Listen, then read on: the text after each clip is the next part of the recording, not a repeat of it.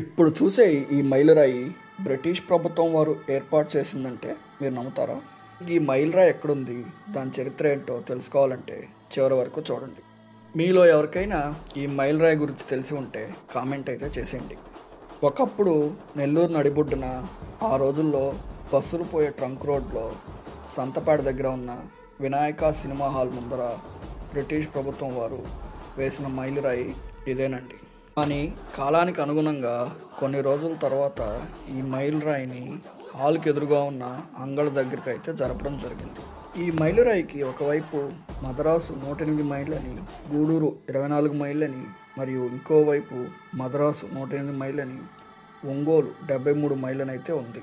Atmakur bus stand పాత రోజుల్లో Vinayaka cinema hall దగ్గరలో అయితే ఉండేది. బస్సులన్నీ రంగనాయకులపేట మీదుగా పెన్నా నది వారిని దాటుకొని కావలి మరియు ఆత్మకూరు వైపు పోయేవి.